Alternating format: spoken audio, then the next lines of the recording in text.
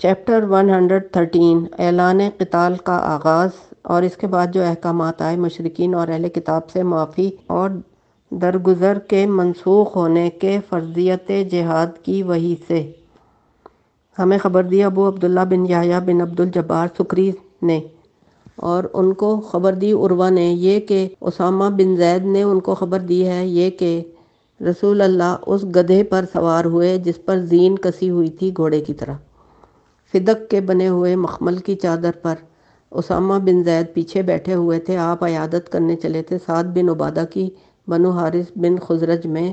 بدر کے واقعے سے قبل یہاں کی ایک مجلس سے حضور کا گزر ہوا، اس میں عبداللہ بن ابی بن سلول بیٹھے ہوئے تھے۔ یہ عبداللہ بن ابی بن سلول کے اسلام لانے سے پہلے کا واقعہ ہے۔ اتفاق سے مجلس میں مسلمان اور بت پرست مشرکین سبھی موجود تھے، اور یہود بھی تھے، اور مسلمانوں میں عبداللہ بن رواحہ بھی تھے۔ جب مجلس کو چوپائے جانور سواری کے پیروں سے اڑنے والے غبار نے چھپا دیا تو ابی نے اپنی ناک کو چادر سے چھپا لیا، اور اس کے بعد کہنے لگا، تم لوگ ہمارے اوپر غبار تو نہ ڈالو۔ اگلی ہیڈنگ ہے عبداللہ بن ابی کی شرارت۔ اتنے میں رسول اللہ نے السلام علیکم کہا اور پھر کھڑے ہو گئے، سواری سے اترے اور ان کو اللہ تعالیٰ کی طرف دعوت دی اور ان کے سامنے قرآن پڑھا۔ لہٰذا عبداللہ بن ابی بن سلول نے کہا، ارے میاں، آپ جو بات کرتے ہو اگر یہ حق ہے تو اس سے خوبصورت اور بہتر بات کوئی نہیں ہے، لہٰذا تو ہمیں ہماری مجالس میں آ کر تکلیف نہ دے، آپ اپنی منزل پر جائیے، جو شخص تیرے پاس آئے اسی کے آگے بیان کیجیے۔ اور عبداللہ بن رواحہ نے کہا، جی ہاں یا رسول اللہ، آپ ہماری مجالس میں آیا کریں، ہم اس کو پسند کرتے ہیں۔ بس پھر کیا ہوا کہ مسلمانوں، مشرکوں اور یہودیوں نے ایک دوسرے کو برا بھلا کہنا شروع کیا، قریب تھا کہ ایک دوسرے پر ٹوٹ پڑے۔ حضور ہمیشہ ان کو چپ کراتے رہے یہاں تک کہ وہ چپ ہو گئے۔ اس کے بعد حضور اپنی سواری پر سوار ہو گئے اور سعد بن عبادہ کے پاس گئے۔ رسول اللہ نے فرمایا، سعد سے آپ نے سنا کیا کیا ہے؟ ابو حیات نے یعنی عبداللہ بن ابی نے فرمایا کہ اس نے ایسے ایسے کہا ہے۔ سعد بن عبادہ نے کہا، یا رسول اللہ، آپ اس کو معاف کر دیں اور اس سے درگزر فرمائیں، قسم ہے اس ذات کی جس نے آپ کے اوپر کتاب اتاری ہے، البتہ تحقیق اللہ تعالیٰ حق کو لے آیا ہے جو آپ کے اوپر اتارا گیا، اور البتہ تحقیق اس مدینے کی بستی والے تیار ہو گئے اس پر کہ وہ اس حق کی طرف متوجہ ہوں اور اس کو مضبوط کریں برادری کے ساتھ، جب اگر اللہ تعالیٰ نے رد کر دیا حق کو جو اس کو دیا ہے، یعنی اس کو اس حق سے محروم کر دیا ہے، تو اس نے بھی از راہ حسد اس سے انکار کر دیا ہے، اسی وجہ سے اس نے ایسا کیا ہے جو آپ نے دیکھا ہے۔ لہٰذا رسول اللہ نے اس سے درگزر کر لیا۔ آپ کے اصحاب بھی درگزر کرتے تھے، مشرکین اور اہل کتاب سے جیسے اللہ نے آپ کو حکم دیا تھا، ایذا پر صبر کرتے تھے۔ اللہ تعالیٰ فرماتے ہیں، ترجمہ، تم لوگ ضرور سنو گے ان لوگوں سے جن کو کتاب دی گئی ہے تم سے پہلے، اور ان لوگوں سے جنہوں نے شرک کیا، ایذا اور تکلیف پہنچائی، اور اگر تم صبر کرو اور بچتے رہو گے تو یہ بات بڑے اہم امور میں سے ہے۔ نیز اللہ تعالیٰ نے یہ بھی ارشاد فرمایا، ترجمہ، اہل کتاب میں سے زیادہ تر یہ چاہتے تھے کہ وہ آپ لوگوں کو ایمان لانے کے بعد دوبارہ کفر کی طرف لوٹا دیں، یہ ان کے دلوں کا حسد ہے، اس کے بعد کہ ان کے واسطے حق واضح ہو چکا ہے۔ درگزر کرو اور منہ پھیر لو یہاں تک کہ اللہ کا حکم آ جائے، بے شک اللہ تعالیٰ ہر چیز پر قدرت رکھتا ہے۔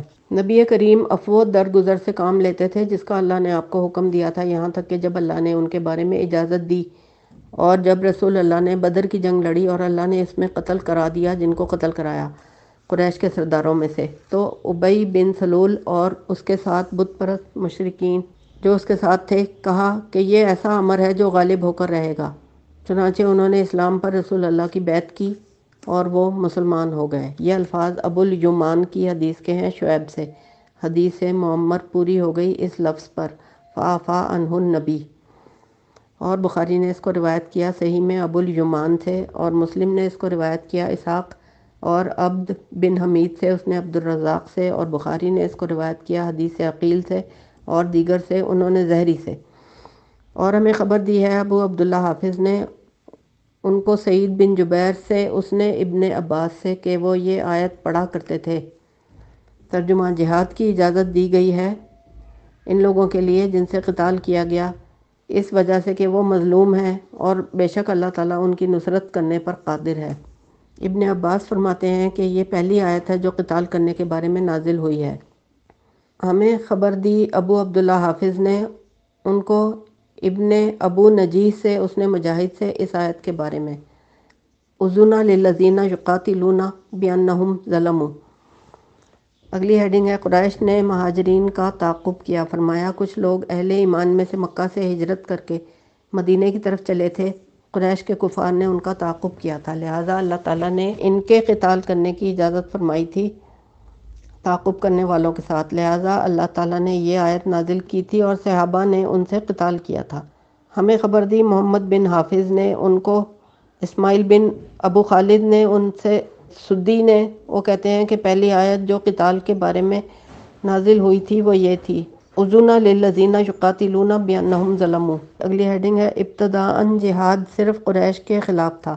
محمد بن نصر نے کہا، مسلمان آغاز میں اس طرح تھے کہ اللہ نے قتال کی اجازت اس طرح دی تھی کہ یہ حکم نہیں تھا کہ مجموعی طور پر مشرکین کے ساتھ قتال کرو، بلکہ صرف یہ حکم ملا تھا کہ مخصوص طور پر انہی لوگوں کے ساتھ قتال کریں جو ان سے قتال کریں، جو ان پر ظلم کریں اور جو ان کے گھروں سے نکالیں۔ یہ بات اس آیت کے مطابق ہے جس میں قتال کی اجازت مذکور ہے۔ چنانچہ اللہ کا ارشاد ہے، ترجمہ، قتال کرو اللہ کی راہ میں ان لوگوں کے ساتھ جو تمہارے ساتھ قتال کریں اور حد سے نہ بڑھو۔ قتال کے اندر حد سے نہ بڑھو، اس طرح کہ ان لوگوں سے بھی قتال کرنے لگو جو تم سے قتال نہیں کر رہے۔ بے شک اللہ تعالیٰ زیادتی کرنے والوں کو پسند نہیں فرماتے۔ اور اگلی آیت بھی، ان کو قتل کرو جہاں ان کو پاؤ، اور اگر وہ تم سے لڑیں تم بھی ان سے لڑو۔ جب نبی کریم مدینے میں آئے اور آپ کے ارد گرد بتوں کے پجاری بھی تھے اور اہل کتاب کے کئی گروہ بھی، یہی وجہ ہے آپ نے ان میں سے کسی ایک کے ساتھ بھی قتال نہیں کیا تھا، بلکہ جنگ بدر کے حوالے سے ان کے درپے ہی نہیں ہوئے تھے، بلکہ آپ خصوصی طور پر قریش کے درپے ہوئے تھے اور انہی کا قصد کیا۔ یہ اس وجہ سے تھا کہ اللہ تعالیٰ نے انہی لوگوں کے ساتھ قتال کرنے کا حکم دیا تھا ان کو جنہوں نے ان پر ظلم کیا تھا اور جنہوں نے ان کو ان کے گھروں سے نکالا تھا، حالانکہ مشرک مدینے میں بھی رہتے تھے، اہل کتاب سے بھی اور بتوں کے پجاریوں سے بھی اللہ نے ان کی طرف پہنچنے والی تکلیف پر صبر کرنے کی دعوت دی اور ان کو معاف کرنے پر آمادہ کیا۔ چنانچہ ارشاد ہوا، ترجمہ، البتہ ضرور تم لوگ سنو گے ان لوگوں سے کثیر ایذا جو تم سے پہلے کتاب میں دیے گئے تھے، اور مشرکوں سے بھی اگر تم صبر کر جاؤ اور بچنے کی تدبیر کر لو تو یہ بہت بڑی بات ہوگی۔ نیز ارشاد فرمایا، اہل کتاب میں زیادہ تر لوگ وہ ہیں جو یہ چاہتے ہیں کہ وہ کس طرح تمہیں ایمان کے بعد کفر کی طرف لوٹا دیں از راہ حسد جو ان کے دلوں میں ہے۔ پوری آیت ہے یہاں تک کہ اللہ تعالیٰ ایک نیا حکم لے آئے۔ اور بسا اوقات آپ کو حکم دیا جاتا تھا ایک کے بعد ایک کو قتل کرنے کا ان میں سے جنہوں نے آپ کو ایذا دینے کا قصد کیا ہوتا تھا، جب یہ بات ظاہر ہو جاتی تھی اور آپ کے ساتھ عداوت پر اتر آتا تھا۔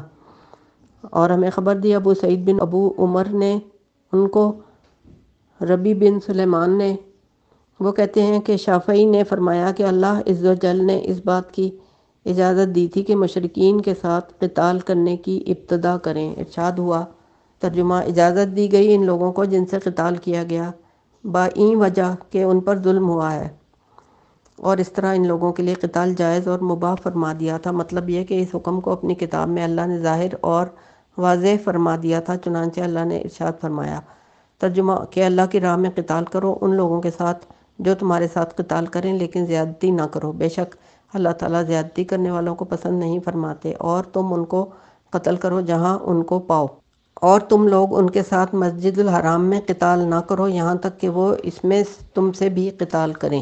اگلا ترجمہ ہے، اگر وہ تم سے اس میں بھی قتال کریں تو تم ان کو ضرور قتل کرو، یہی کافروں کی جزا اور بدلہ ہے۔ اور امام شافعی نے فرمایا، کہا جاتا ہے کہ یہ مذکورہ آیت اہل مکہ کے بارے میں نازل ہوئی ہے کیونکہ وہ مسلمانوں کے خلاف شدید ترین عداوت رکھتے تھے، اس لیے مسلمانوں پر فرض کیا گیا ان کے خلاف قتال کرنے میں وہ سب کچھ اللہ نے جس کو ذکر فرمایا ہے۔ پھر کہا جائے گا یہ سب کچھ منسوخ کر دیا گیا اور قتال سے ممانعت ہے یہاں تک کہ وہ قتال کریں، بس قتال سے ممانعت شہر الحرام میں۔ چنانچہ ارشاد باری تعالیٰ ہے، ترجمہ، کہ ان سے قتال کرو یہاں تک کہ شرک اور کفر کا فتنہ باقی نہ رہے۔ اس آیت کا نزول فرضیت جہاد کے بعد ہوا۔ نیز امام شافعی نے فرمایا کہ جب رسول اللہ کے لیے ایک خاص مدت گزر گئی آپ کی ہجرت سے تو اللہ تعالیٰ نے اس میں انعام فرمایا۔ کئی جماعتوں پر حضور کی اتباع کی بدولت تو اللہ کی مدد کے ساتھ ان لوگوں کے لیے تعداد میں ایک خاص قوت پیدا ہو گئی جو اس سے پہلے نہیں تھی، لہٰذا اللہ تعالیٰ نے ان پر جہاد فرض کر دیا، اس کے لیے پہلے مباح تھا، فرض نہیں تھا۔ چنانچہ ارشاد ہوا۔ ترجمہ: تمہارے اوپر فرض کر دیا گیا ہے حالانکہ وہ ناگوار ہے تمہارے لیے، اور عین ممکن ہے کہ تم ایک شے کو ناپسند کرو حالانکہ وہی خیر اور بھلائی ہو تمہارے حق میں۔ نیز ارشاد ہوا، بے شک اللہ تعالیٰ نے اہل ایمان سے ان کی جانیں اور ان کے مال خرید کر لیے ہیں اس طور پر کہ ان کے لیے جنت ہوگی، وہ اللہ کے راستے میں قتال کرتے ہیں، اور ساری آیات جو جہاد کی فرضیت میں ہیں ذکر کی ہیں۔ چنانچہ ارشاد ہوا۔ ترجمہ: سورہ بقرہ۔ تمہارے اوپر فرض کر دیا گیا ہے حالانکہ وہ ناگوار ہے تمہارے لیے، اور عین ممکن ہے کہ تم ایک شے کو ناپسند کرو حالانکہ وہی خیر اور بھلائی ہو تمہارے حق میں۔ نیز ارشاد ہوا۔ ترجمہ: سورہ توبہ۔ بے شک اللہ تعالیٰ نے اہل ایمان سے ان کی جانیں اور ان کے مال خرید کر لیے ہیں اس طور پر کہ ان کے لیے جنت ہوگی، وہ اللہ تعالیٰ کے راستے میں قتال کرتے ہیں، اور ساری آیات جو جہاد کی فرضیت میں ہیں ذکر کی ہیں۔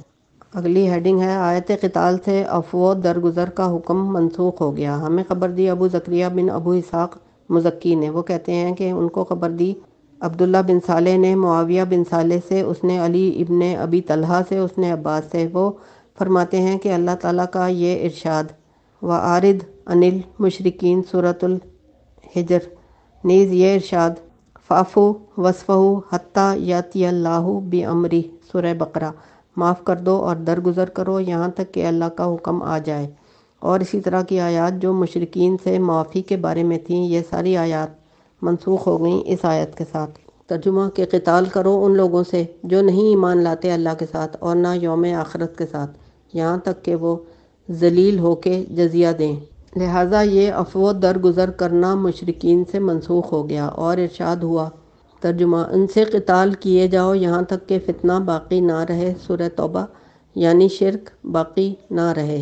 چیپٹر 1 ہے غزوات رسول، جن میں آپ بنفس نفیس شریک رہے اور آپ کے سرایا بطریق اختصار، کیونکہ اس کتاب کی تصنیف کا مقصد غزوات کی تفصیل پیش کرنا نہیں ہے، بلکہ اس کتاب کا مقصد آپ کی نبوت کے صحیح ہونے کی بابت دلائل کا بیان ہے، اور آپ کی رسالت میں سچائی کا اعلان اور اظہار ہے، اور آپ کے ایام غزوات میں جو اللہ کی نصرت ظاہر ہوتی رہی مسلمانوں یعنی آپ کے دین کے پیروکاروں کے لیے اس کا بیان ہے۔ اور اسی بات کا بیان مقصود ہے کہ اللہ نے آیت استخلاف میں حضور کے پیروکاروں سے جو وعدہ فرمایا تھا، اللہ نے وہ پورا کر دکھایا تھا۔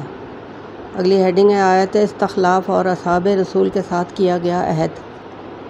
ترجمہ: اللہ تعالیٰ نے ان لوگوں سے وعدہ فرمایا تم میں سے جو ایمان لائے اور عمل صالح کیے کہ وہ ان کو زمین پر ضرور خلافت یا مستحکم نظام حکومت عطا کرے گا، جیسے اس نے ان سے پہلے لوگوں کو عطا کیا تھا، اور ان کے دین کو ضرور غلبہ عطا کرے گا جس دین کو اس نے ان کے لیے پسند فرمایا ہے، اور خوف کے بعد ان کو امن عطا کرے گا، وہ محض میری ہی عبادت کریں گے، میرے ساتھ کسی کو شریک نہیں ٹھہرائیں گے۔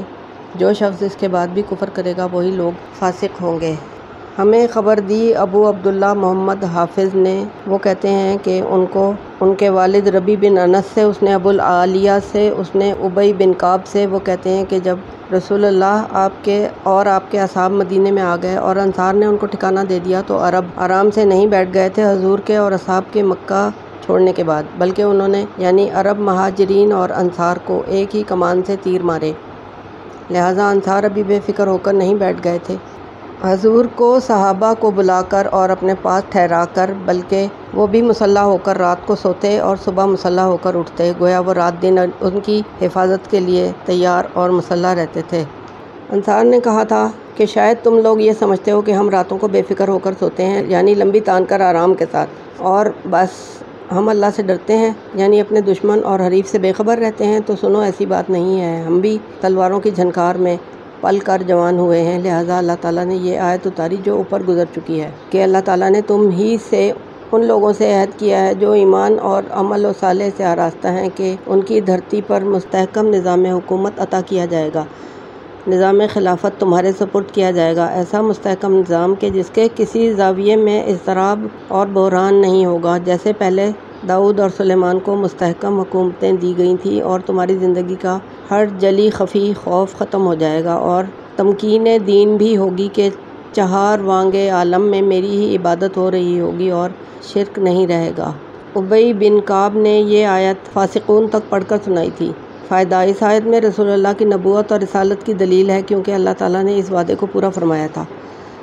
فائدہ نمبر 2، اصحاب سیر اور رواح کی اصطلاح میں غزوہ وہ جنگ کہلاتی ہے جس میں رسول اللہ بذات خود شریک ہوئے ہیں اور جس میں آپ خود نہ گئے ہوں بلکہ صحابہ کرام کو روانہ کر دیا ہو، اس کو بوس اور سریا کہتے ہیں۔ غزوات رسول کی تعداد۔ غزوات کی تعداد 27 ہے جن میں رسول اللہ خود شریک ہوئے۔ ان 27 میں سے 9 غزوات میں آپ نے خود تلوار چلائی اور قتال کیا۔ وہ غزوات جن میں رسول اللہ نے خود قتال کیا: نمبر 1، غزوہ بدر یعنی جنگ بدر، جنگ احد، جنگ بنو المصطلق، جنگ خندق، جنگ قریظہ، جنگ خیبر، فتح مکہ، جنگ حنین، جنگ طائف۔ اگلی ہیڈنگ ہے بعوث اور سرایا کی تعداد۔ بعوث اور سرایا کی تعداد 47 ہے۔ دوسرے قول کے مطابق تعداد 60 ہے۔ بالترتیب غزوات کے نام: غزوہ ابواء، اسی کو غزوہ ودان بھی کہتے ہیں۔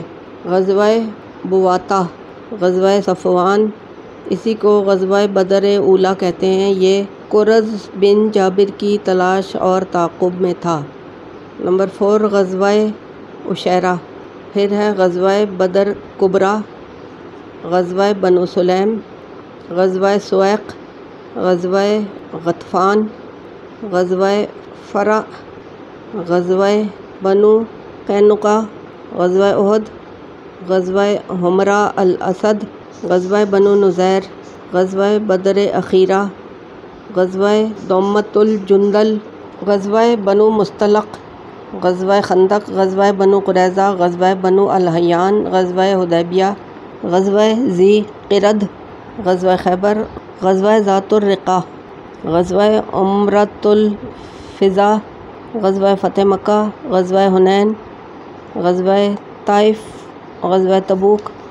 فائدہ: بعض محدثین کے نزدیک اس ترتیب میں تقدیم و تاخیر بھی ہے۔ نمبر 2، فائدہ: مورخ ابن اسحاق، ابن سعد، ابن حزم، ابن اسیر کہتے ہیں کہ نبی کریم نے 9 غزوات میں قتال کیا تھا: بدر، احد، خندق، قریظہ، مصطلق، خیبر، فتح مکہ، حنین اور طائف۔ فائدہ: دوسرے قول کے مطابق بنو نذیر، وادی قرا، غابہ میں بھی آپ نے قتال کیا تھا۔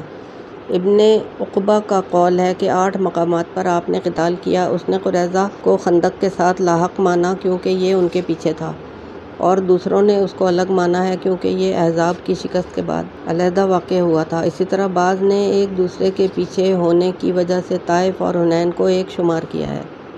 فائدہ: خطیب بغدادی نے جامع میں، ابن عساکر نے اپنی تاریخ میں زین العابدین علی بن حسین سے نقل کیا ہے۔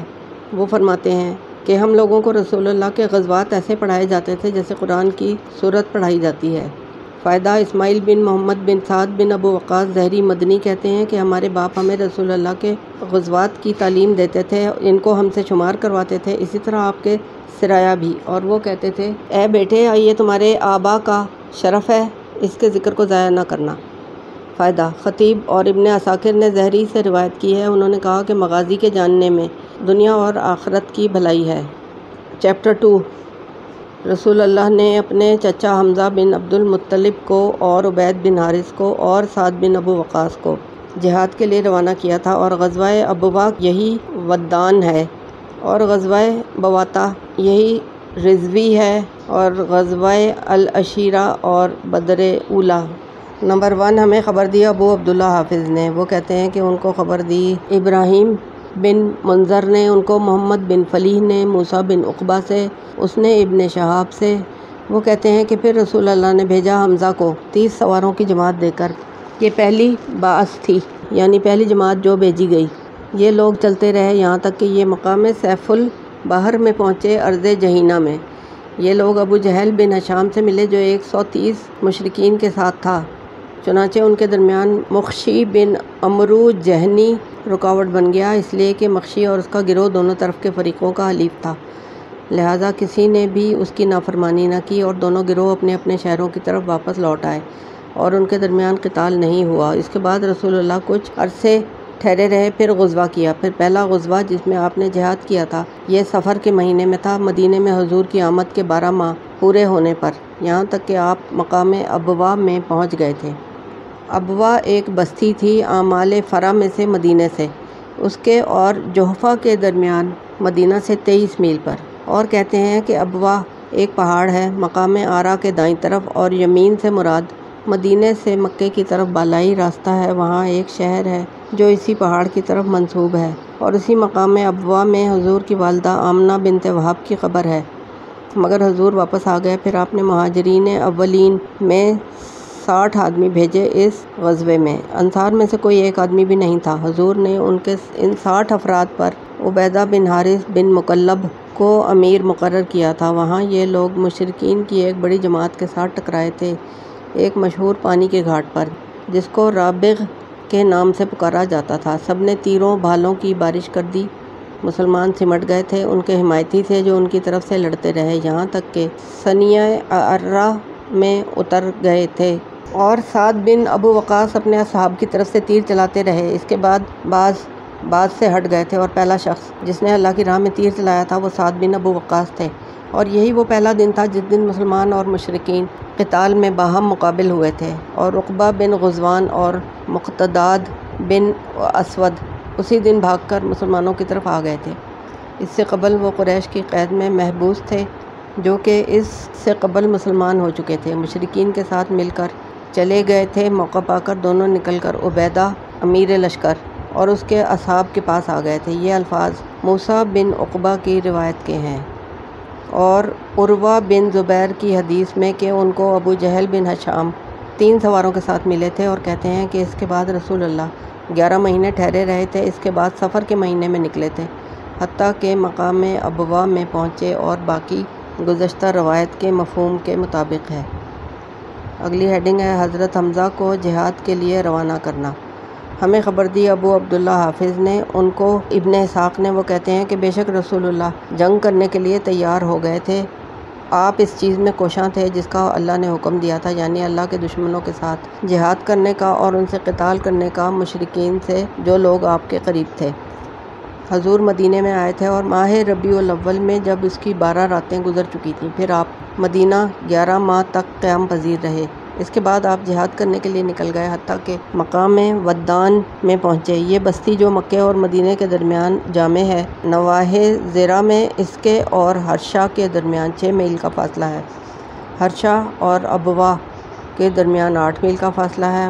ودان جحفہ کے قریب ہے۔ آپ ودان میں اس لیے گئے تھے کہ قریش کا ارادہ رکھتے تھے، اور بنو زمرہ بن بکر بن عبد منات بن کنانہ کا یہی غزوہ ابوا کہلاتا ہے۔ اس مقام میں آپ کو واپس کروایا تھا بنو زمرہ نے، جس نے واپس کروایا تھا وہ ان کا سردار تھا۔ اس زمانے میں خنشی بن عمرو کہتے ہیں کہ اس کے بعد رسول اللہ مدینہ واپس لوٹ آئے، وہاں آپ کو جنگ کا سابقہ نہیں پڑا، نہ آپ نے کسی سے از خود تعرض کیا، نہ کوئی قتال کے لیے نکلا۔ آپ سفر کا بقیہ مہینہ وہاں رہے، اور ربیع الاول کے ابتدائی ایام آپ نے اپنی جگہ عبیدہ بن حارث بن عبد المطلب کو بھیجا، مہاجرین کے 60 سواروں کے ساتھ۔ ان میں انصاری کوئی ایک بھی نہیں تھا، اور یہی وہ پہلا جھنڈا تھا جو رسول اللہ نے باندھا تھا، اور حضور نے اپنے اسی مقام پر بھیجا تھا حمزہ بن عبد المطلب کو سیف البحر کی طرف، العیس کے کوفے کی طرف سے مہاجرین کے 30 سواروں کے ساتھ۔ ان میں انصاری ایک بھی نہیں تھا، لہٰذا عبیدہ بن حارث اور مشرکین مقام ثنیۃ المرہ ایک پانی کے گھاٹ پر باہم ملے، ان کے درمیان تیر اندازی ہوئی تھی۔ ان دونوں مشرکین پر ابو سفیان بن حرب مقرر تھے، اور پہلا شخص جس نے اللہ کی راہ میں تیر چلایا وہ سعد بن مالک تھے، لہٰذا مسلمان بعض کی طرف بھاگ کر جانے لگے۔ اسی دن مقداد بن اسود اور عقبہ بن غزوان بھی بھاگ کر مسلمانوں میں شامل ہو گئے تھے۔ بتایا کہ حمزہ بن عبد المطلب 30 سواروں کو لے کر ساحل سمندر کی طرف بڑھے تو ابو جہل بن ہشام 300 سواروں کو لے کر ان سے ملے۔ دونوں کے درمیان مجدی بن عمرو جہنی آڑ اور رکاوٹ بن گئے، اور دونوں فریقوں کی طرف سے حلیف مقرر تھے، لہٰذا حمزہ واپس آ گئے اور ان کے درمیان قتال نہیں ہوا۔ لوگوں نے عبیدہ بن حارث اور حمزہ کے جھنڈے کے بارے میں اختلاف کیا ہے۔ بعض لوگوں کا کہنا ہے کہ حمزہ کا جھنڈا عبیدہ کے جھنڈے سے پہلے تھا، اور بعض نے کہا کہ عبیدہ کا جھنڈا حمزہ سے پہلے تھا۔ یہ اس لیے کہ رسول اللہ نے دونوں کو اکٹھے روانہ کیا تھا، لہٰذا یہ بات مسلمانوں سے مشکل ہو گئی یا مل جل گئی۔ بتایا کہ اس کے بعد رسول اللہ نے ربیع الاخر میں جہاد کیا قریش کے ساتھ، حتیٰ کہ آپ مقام بیوات تک جا پہنچے، رضوا کے کونے پر۔ اس کے بعد آپ واپس لوٹ آئے تھے اور کسی سے مقابلہ نہیں ہوا تھا۔ بیوات پہاڑ سے جہینہ کے پہاڑوں میں سے ینبع کے قریب، اور رضوا بھی ایک پہاڑ ہے ینبع سے 1 دن کے سفر کی مسافت پر اور مدینہ سے 4 دن کی مسافت پر۔ یہ پہاڑ شعبوں، وادیوں، پانی اور درختوں سے آباد ہے۔ حضور وہاں پر ربیع الاخر کا بقیہ حصہ ٹھہرے رہے اور کچھ حصہ جمادی الاول کا بھی۔ اس کے بعد آپ نے غزوہ کیا، مراد ہے قریش کے ساتھ، لہٰذا رسول اللہ بنو دینار بن نجار کی سرنگ میں چلتے رہے حتیٰ کہ آپ مقام عشیرہ پر اترے بطن ینبع میں۔ لہٰذا آپ جمادی اولیٰ میں وہاں رہے اور جمادی ثانیہ کی کچھ راتیں بھی، اور وہاں پر آپ بنی مدلج اور بنو زمرہ میں سے ان کے حلیفوں سے وہ رخصت ہوئے۔ ابن اسحاق کہتے ہیں کہ مجھے حدیث بیان کی یزید بن محمد بن خثیم نے، اور وہ کہتے ہیں کہ ان کو عمار بن یاسر سے، وہ کہتے ہیں کہ میں اور علی بن ابو طالب دونوں غزوہ ذوالعشیر میں رفیق اور ساتھی تھے بطن وادی ینبع میں۔ جب رسول اللہ اس وادی میں اترے تو آپ 1 مہینے تک وہاں مقیم رہے۔ آپ نے اس میں صلح کر لی بنو مدلج سے اور ان کے حلیفوں سے۔ بنی زمرہ میں سے ان کے ساتھ آپ نے معاہدہ کر لیا۔ چنانچہ علی ابن ابو طالب نے مجھ سے کہا، کیا آپ یہ چاہیں گے اے ابو الیقظان کہ ہم لوگ ان لوگوں کے پاس جائیں جو بنی مدلج کی جماعت میں یہ اپنے جشمے میں کام کرتے ہیں؟ ہم بھی دیکھیں گے کہ وہ لوگ کیسے کرتے ہیں۔ چنانچہ ہم لوگ ان کے پاس گئے، ہم نے لہجہ بھر ان کو دیکھا، اس کے بعد ہمیں نیند نے تنگ کیا۔ ہم لوگ کھجور کے بجوں کی طرف آئے نرم زمین پر، اور ہم وہاں آ کر سو گئے۔ اللہ کی قسم ہمیں نہ جگایا مگر رسول اللہ نے اپنے پیر سے۔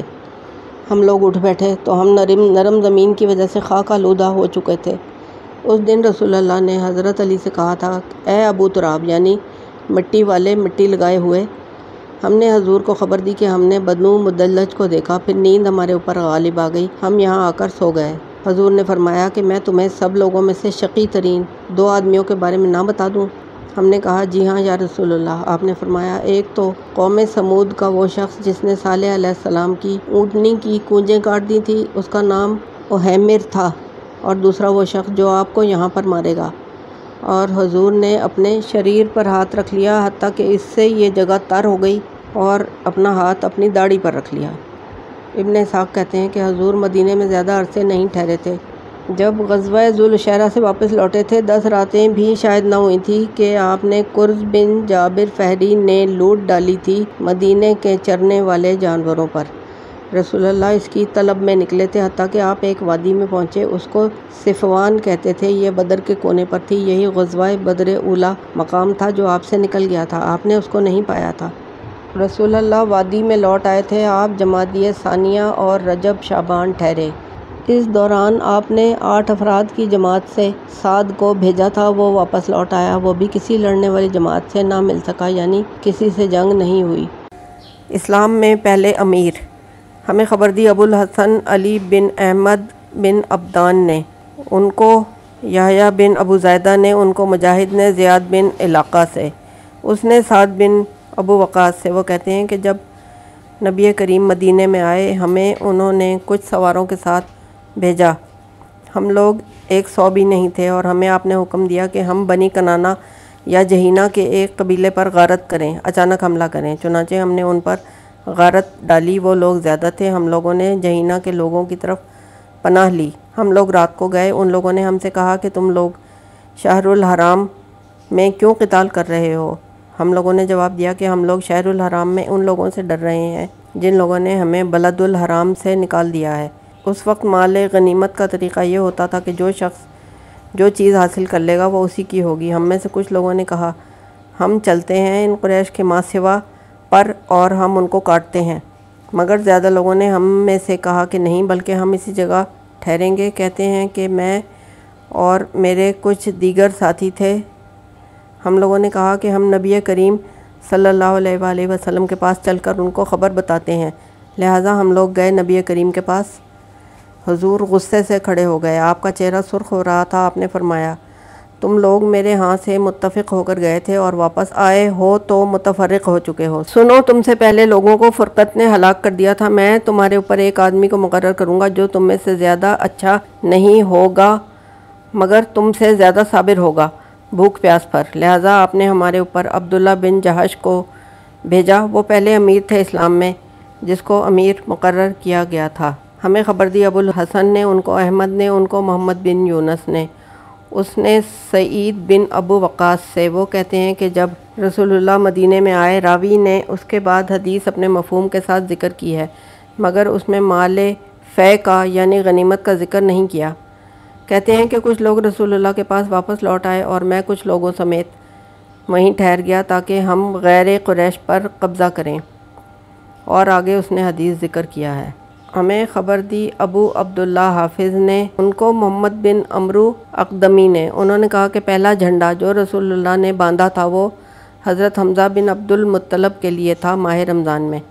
حضور کی ہجرت سے 7 ماہ بعد وہ قریش کے ایک قافلے پر تعرض کرنے جا رہے تھے۔ کہتے ہیں کہ حضور نے زید بن حارثہ کو بھی بھیجا تھا اور ابو رافع کو مکے کی طرف تاکہ وہ لوگ آپ کی اہلیہ حضرت سودا بنت زمعہ کو اور حضور کی صاحبزادیوں کو مکے سے مدینے لے آئیں۔ یہ ہجرت کے پہلے سال کی بات ہے۔ اور واقدی نے ذکر کیا ہے کہ وہ جھنڈا جو رسول اللہ سعد بن ابو وقاص کے لیے باندھا تھا وہ ذی اسرہ میں تھا ہجرت سے 9 ماہ بعد، اور اس نے ذکر کیا ہے کہ حضور نے ہجرت سے دوسرے سال جہاد کیا تھا انہی افراد کے ساتھ اپنے اصحاب میں سے۔ مقام رضوی تک مراد ہے کہ قریش کے قافلوں کے ساتھ تعرض کیا تھا جن کو امیہ بن خلف لا رہا تھا، اور آپ نے مدینے میں اپنا نائب سعد بن معاذ کو بنایا تھا۔ اس دن رسول اللہ کا جھنڈا بردار سعد بن ابو وقاص ظاہری تھا۔ اس کے بعد آپ واپس مدینے لوٹ آئے تھے، کسی جنگ سے اس کو سابقہ نہیں پڑا تھا۔ اور واقدی نے ذکر کیا ہے کہ رسول اللہ نے بدر اولیٰ کا غزوہ ہجرت سے دوسرے سال کیا تھا۔ مدینے میں بخار کی وبا پھیل گئی تھی، ان کو کرز بن جابر فہری نے چلایا تھا۔ حضور اس کے پیچھے گئے تھے۔ تعاقب میں آپ کے حامل بوا حضرت علی بن ابو طالب تھے۔ آپ نے مدینے پر اپنا نائب زید بن حارثہ کو بنایا تھا، پھر رسول اللہ نے ان کو اپنے پاس طلب کر لیا تھا۔ وہ بدر میں پہنچ گیا تھا مگر اس کو رسول اللہ تک نہیں پہنچایا تھا۔ جب قرظان سے نکل گیا تو آپ مدینے واپس لوٹ آئے تھے۔ یہ غزوات بدر اولیٰ کہلاتے ہیں۔ اور واقدی نے ذکر کیا ہے کہ رسول اللہ دوسرے سال عشیرہ کی طرف نکلے تھے مہاجرین کے ساتھ۔ مدینے میں حضور نے ابو سلمہ بن عبد السلام کو نائب بنایا تھا۔ اس دن آپ کے جھنڈا بردار حمزہ بن عبد المطلب تھے، حتیٰ کہ آپ بطن وادی یمبو میں پہنچ گئے۔ وہاں پر بنی مدلج اور بنی حمزہ میں سے ان کے خلیفوں کے ساتھ معاہدے کیے، پھر مدینے لوٹ آئے۔